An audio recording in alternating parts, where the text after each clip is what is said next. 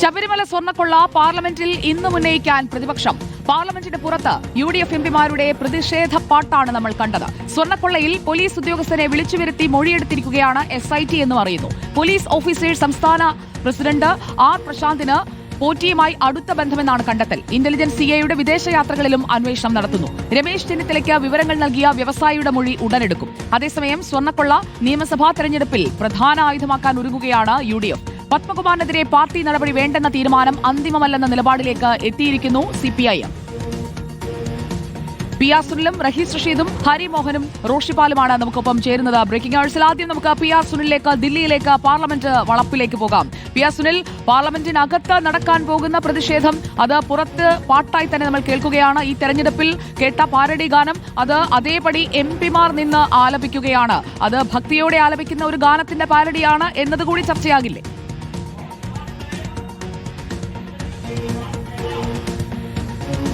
സുജിയ, തീർച്ചയായും വലിയ പ്രതിഷേധ കാഴ്ചകൾ തന്നെയായിരുന്നു പാർലമെന്റ് കവാടത്തിൽ അല്പസമയം മുമ്പ് കണ്ടത്. കേരളത്തിൽ നിന്നുള്ള UDF എംപിമാർ നിരന്നു നിന്നുകൊണ്ട് പ്ലക്കാർഡ് ഉയർത്തി സ്വർണ്ണക്കൊള്ള വിഷയം ഉയർത്തിക്കൊണ്ട് പ്രതിഷേധിക്കുകയായിരുന്നു. അതിലാണ് ഇപ്പോൾ കേരളത്തിൽ വലിയ ചർച്ചയാകുന്ന ഈ പാരഡി ഗാനമൊക്കെ തന്നെ UDF അംഗങ്ങൾ പാടിയത്. ഏതായാലും ആ പാട്ടൊക്കെ പാടിയായിരുന്നു ഈ പ്രതിഷേധം മുന്നോട്ട് പോയത്. ഏതായാലും ദേശീയ തലത്തിൽ സ്വർണ്ണക്കൊള്ള വലിയ ചർച്ചയാക്കി ഉയർത്തിക്കൊണ്ടുവരിക, കേരളത്തിൽ നിയമസഭാ തെരഞ്ഞെടുപ്പ് വരെ ഈ സ്വർണ്ണക്കൊള്ള സജീവമാക്കി നിർത്തുക, ഇതുതന്നെയാണ് കോൺഗ്രസിന്റെയും UDFന്റെയും തീരുമാനം. കേരളത്തിൽ സ്വർണ്ണക്കൊള്ള കോൺഗ്രസിന് UDFന് വിജയത്തിന് വലിയ കാരണമായി എന്നാണ് പൊതുവെ കോൺഗ്രസ് വിലയിരുത്തുന്നത്. ആ പശ്ചാത്തലത്തിൽ തന്നെ സ്വർണ്ണക്കൊള്ള സജീവമായി നിർത്താൻ തന്നെയാണ് ഇപ്പോൾ ദില്ലിയിലെ ഈ പ്രതിഷേധ കാഴ്ചകൾ. ഏതായാലും പാർലമെന്റിനകത്തും ഈ വിഷയം ഉന്നയിക്കാൻ തീരുമാനിച്ചിട്ടുണ്ട്. ഇപ്പോൾ ലോക്സഭ തടസ്സപ്പെട്ടിരിക്കുകയാണ്. ലോക്സഭ തടസ്സപ്പെട്ടത് സ്വർണ്ണക്കൊള്ള വിഷയത്തിലല്ല, അത് ഇന്നലെ SIR റാലിയിൽ പ്രധാനമന്ത്രിയെ കോൺഗ്രസ് നേതാക്കൾ അപമാനിച്ചു, പ്രധാനമന്ത്രിയുടെ അവസാനം എന്ന വാക്കുപയോഗിച്ചു എന്നൊക്കെ ഉയർത്തി പാർലമെന്ററി കാര്യമന്ത്രി കിരൺ റിജിജു വലിയ പ്രതിഷേധം ഇന്ന് ലോക്സഭയിൽ ഉയർത്തുകയായിരുന്നു. ഇതേ തുടർന്ന് ലോക്സഭ പ്രക്ഷുബ്ധമാവുകയും പിന്നീട് ഇപ്പോൾ 12 മണിവരെ നിർത്തിവെക്കുകയും ചെയ്തിരിക്കുകയാണ്. ഏതായാലും ഇനി സഭ വീണ്ടും സമ്മേളിക്കുമ്പോൾ സ്വർണ്ണക്കൊള്ള ലോക്സഭയിൽ ഉന്നയിക്കാനാണ് UDF അംഗങ്ങളുടെ തീരുമാനം. രാജ്യസഭയിലും സ്വർണ്ണക്കൊള്ള ഉയർത്തും. ഏതായാലും ഈ വിഷയത്തിൽ ചർച്ച വേണം എന്ന് ആവശ്യപ്പെടും. അങ്ങനെ ദേശീയ തലത്തിൽ സ്വർണ്ണക്കൊള്ള സ്വർണ്ണക്കൊള്ള പാർലമെന്റിലേക്ക് എത്തുമ്പോൾ കേന്ദ്ര സർക്കാരിന്റെ ഭരണപക്ഷ നിരയുടെ എന്തായിരിക്കും പ്രതികരണം എന്നതുകൂടി പ്രധാനമല്ലേ? പ്രത്യേകിച്ചും ശബരിമലയിൽ സ്വർണ്ണക്കൊള്ള പ്രധാന വിഷയമാക്കി ഉയർത്തിയിരുന്നല്ലോ കേരളത്തിലെ ഈ തെരഞ്ഞെടുപ്പിൽ BJP. സുജിയ, തീർച്ചയായും ഈ വിഷയത്തിൽ ദേശീയ തലത്തിൽ BJP ഒക്കെ തന്നെ കേരളത്തിൽ സ്വർണ്ണക്കൊള്ള നടക്കുന്നു എന്നുള്ള രാഷ്ട്രീയ ആരോപണം ഉയർത്തുന്നതാണ്. ഏതായാലും ഇക്കാര്യത്തിൽ കേന്ദ്ര സർക്കാർ എന്ത് നിലപാട് സ്വീകരിക്കുമെന്നത് കാത്തിരുന്ന് കാണണം. ഏതായാലും UDF ആവശ്യപ്പെടുന്നത് കോടതി നിരീക്ഷണത്തിലുള്ള ഒരു അന്വേഷണം അത് കേന്ദ്ര ഏജൻസി നടത്തണം എന്നതാണ്. അക്കാര്യത്തിൽ എന്തെങ്കിലും ഒരു അനുകൂല നിലപാട് BJP ദേശീയ തലത്തിൽ സ്വീകരിക്കുമോ എന്ന് നമുക്ക് കാത്തിരുന്ന് കാണാം. ഏതായാലും വലിയ നാടകീയ കാഴ്ചകൾ തന്നെയായിരുന്നു രാവിലെ പാർലമെന്റ് കവാടത്തിൽ എന്ന കാര്യത്തിൽ യാതൊരു സംശയവുമില്ല. ഇത്തരത്തിൽ പാർലമെന്റ് കവാടത്തിൽ പാട്ടൊക്കെ പാടിയായിരുന്നു UDFന്റെ ഈ പ്രതിഷേധ ധർണ. ഇനി സഭയ്ക്കുള്ളിൽ അത് എങ്ങനെയായിരിക്കുമെന്നത് നമുക്ക് അല്പസമയത്തിനകം അറിയാം. ഓക്കെ, വിവരങ്ങളുമായി ചേർന്നത് PR സുനിലാണ്. സുനിലേക്ക് നമുക്ക് വീണ്ടും എത്താം. സഭയിലേക്ക് സ്വർണ്ണക്കൊള്ള എത്തുമ്പോൾ എങ്ങനെയായിരിക്കും അവിടുത്തെ നീക്കങ്ങൾ എന്നറിയാൻ ഇപ്പോൾ SITയുടെ അന്വേഷണം കാര്യക്ഷമമായി മുന്നോട്ട് പോവുകയാണ്. ദിവസങ്ങൾ ഇനി വളരെ കുറവാണ് SITയുടെ മുന്നിൽ. ഹരിമോഹൻ, ജനുവരി 5 ഒരു ഇടക്കാല റിപ്പോർട്ട് കൊടുക്കേണ്ട തീയതി. അതോടൊപ്പം ജനുവരി 15 ആകുമ്പോഴേക്കും അന്വേഷണം പൂർത്തിയാക്കുകയും വേണം. അതുകൊണ്ട് തന്നെ വേഗത്തിൽ നീങ്ങുകയാണോ SIT? ഇപ്പോൾ ആരുടെയൊക്കെ മൊഴിയെടുക്കുന്നു, എന്തൊക്കെ കാര്യങ്ങൾ പരിശോധിക്കുന്നു?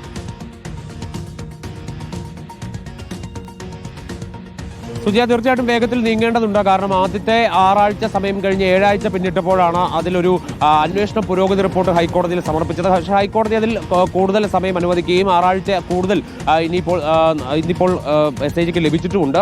അതുകൊണ്ട് തന്നെ കൂടുതൽ ഉന്നതരിലേക്ക് അന്വേഷണം പോകുമോ എന്നുള്ളതാണ് നോക്കിക്കാണേണ്ടത്. മറ്റൊരു പ്രധാനപ്പെട്ട കാര്യം, ഹൈക്കോടതി തുടക്കത്തിൽ ഈ സുഭാഷ് കപൂർ എന്ന് പറയുന്ന രാജ്യാന്തര പുരാവസ്തു തട്ടിപ്പുകാരുമായിട്ട് ബന്ധപ്പെട്ടുകൊണ്ട് ചില നിരീക്ഷണങ്ങൾ, പരാമർശങ്ങളൊക്കെ തന്നെ നടത്തിയിരുന്നു. അപ്പോൾ രാജ്യാന്തര തലത്തിൽ കരിഞ്ചന്തയിൽ എന്തെങ്കിലും തരത്തിൽ ഈ ശബരിമലയിലെ സ്വർണം വിറ്റിട്ടുണ്ടോ, ഉരുപ്പടികൾ വിറ്റിട്ടുണ്ടോ എന്ന അടക്കമുള്ള അന്വേഷണങ്ങളിലേക്ക് പോകേണ്ടതുണ്ടായിരുന്നു.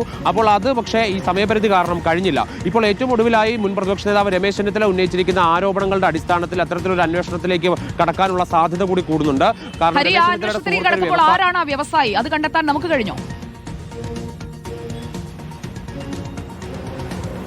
സുജയ, ഇത് വളരെ രഹസ്യ സ്വഭാവത്തിൽ തന്നെ രമേശ് ചെന്നിത്തല ആ മൊഴി കൊടുത്തിട്ടുണ്ട്. മാത്രമല്ല ആരാണ് ആ വ്യവസായി എന്നുള്ള കാര്യം SITയോ രമേശ് ചെന്നിത്തലയോ പുറത്തുവിടില്ല. അതിന് കാരണമെന്ന് പറയുന്നത് ഇത് വലിയൊരു റാക്കറ്റാണ്, വലിയൊരു തട്ടിപ്പ് സംഘമാണ് എന്നുള്ളത് കൊണ്ട് തന്നെ ഈ വ്യവസായിക്ക് ഇപ്പോഴും മൊഴി കൊടുക്കുന്നതിന് ഒരു ഭയമുണ്ട്. ആ ഭയം രമേശ് ചെന്നിത്തലയോട് പറയുകയും ചെയ്തിരുന്നു. കാരണം തന്റെ ജീവൻ അപകടത്തിലാകുമോ എന്നതടക്കമുള്ള ഭയം ഇയാൾ പങ്കുവച്ചതായിട്ടുള്ള കാര്യം രമേശ് ചെന്നിത്തല SITയോട് പറഞ്ഞിട്ടുണ്ട്. അതുകൊണ്ട് വളരെ രഹസ്യ സ്വഭാവത്തിൽ മാത്രമേ ആ മൊഴി രേഖപ്പെടുത്താൻ കഴിയുള്ളൂ. ഒരുപക്ഷെ വിളിച്ചു വരുത്തുക പോലും ഇല്ലാതെ മറ്റൊരു മാർഗത്തിൽ കൂടി ആയിരിക്കാം ആ മൊഴി എടുക്കുക എന്നുള്ളത് കൂടിയാണ് നമുക്ക് മനസ്സിലാക്കാൻ സാധിക്കുന്നത്. അതും 2016-17 കാലഘട്ടത്തിലാണ് ഇത്തരത്തിലൊരു രാജ്യാന്തര തട്ടിപ്പ് സംഘം ഇയാളെ ബന്ധപ്പെടുകയും ശബരിമലയിലെ സ്വർണവും ഉരുപ്പടികളുമായി ബന്ധപ്പെട്ടുകൊണ്ട് ചില കാര്യങ്ങൾ അന്വേഷിക്കുകയും അത് വാങ്ങാൻ താല്പര്യമുണ്ടോ എന്നുള്ള കാര്യം ചോദിക്കുകയും ഉണ്ടായി എന്നുള്ളതാണ് രമേശ് ചെന്നിത്തലയുടെ മൊഴി പറയുന്നത്. അത് ഇനിയിപ്പോൾ ഈ വ്യവസായിയുടെ മൊഴി രേഖപ്പെടുത്തുമ്പോൾ മാത്രമായിരിക്കും അതിനകത്ത് കൂടുതൽ വ്യക്തത വരികയുള്ളൂ. പക്ഷേ പ്രാഥമികമായിട്ട് നമുക്ക് മനസ്സിലാക്കാൻ സാധിക്കുന്നത് അതിനകത്ത് ഉടനെ മൊഴി കൊടുക്കുമോ എന്നുള്ള കാര്യത്തിൽ ഒരു സംശയമുണ്ട് എന്നുള്ളതാണ്. കാരണം ആ ഭയം ഇപ്പോഴും അയാൾക്കുണ്ട്. രമേശ് ചെന്നിത്തലയോട് വിവരങ്ങൾ പങ്കുവെച്ചു എന്നുള്ളതിനപ്പുറത്തേക്ക് അത് കോടതിയിൽ വന്ന് മൊഴി നൽകാനോ അല്ലെങ്കിൽ ഈ കേസിൽ സാക്ഷിയാകാനോ SITക്ക് മുൻപിൽ വരാനോ ഉള്ള ധൈര്യം എന്തായാലും അദ്ദേഹത്തിന് ഇല്ല. കാരണം അത്രത്തോളം ഭീഷണി ഉണ്ടാകാനുള്ള സാധ്യത കൂടി ഉണ്ട് എന്നുള്ളതാണ് ചെന്നിത്തലയോട് നടത്തിയിട്ടുള്ള സംഭാഷണത്തിൽ അദ്ദേഹം പറഞ്ഞു എന്നുള്ളതാണ് നമുക്ക് ഒരു കാര്യം കൂടി അറിയേണ്ടത്. ശബരിമല വിഷയവുമായി ബന്ധപ്പെട്ട് കേരള പോലീസ് ഓഫീസേഴ്സ് അസോസിയേഷൻ സംസ്ഥാന പ്രസിഡന്റ് കൂടിയായ Thiruvananthapuram city intelligence inspector R പ്രശാന്തിന്റെ മൊഴി രേഖപ്പെടുത്തിയോ? അസോസിയേഷൻ അത് തള്ളുന്നുമുണ്ട്.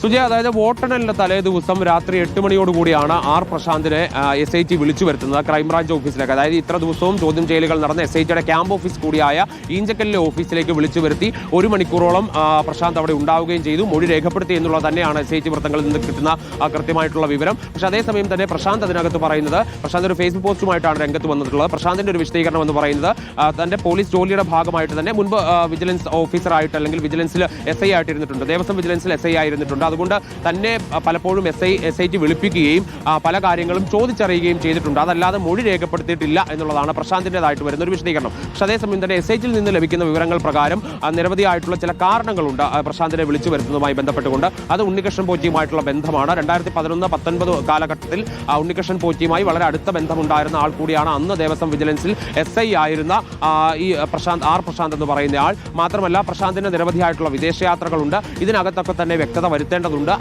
അതൊക്കെ അന്വേഷിക്കുന്നതിന്റെ ഭാഗമായിട്ട് കൂടിയാണ് SIT വിളിച്ചു വരുത്തുന്നത്. ഒരുപക്ഷെ കൂടുതൽ വ്യക്തതയ്ക്ക് വേണ്ടി ഇനിയും വിളിച്ചു വരുത്താനുള്ള സാധ്യത തള്ളിക്കളയാൻ കഴിയില്ല എന്നുള്ളതാണ് നമുക്ക് മനസ്സിലാക്കാൻ സാധിക്കുന്നത്. പ്രത്യേകിച്ച് 2019 ഉണ്ടായിരുന്ന ശബരിമലയിൽ ഉണ്ടായിരുന്ന അല്ലെങ്കിൽ ദേവസ്വം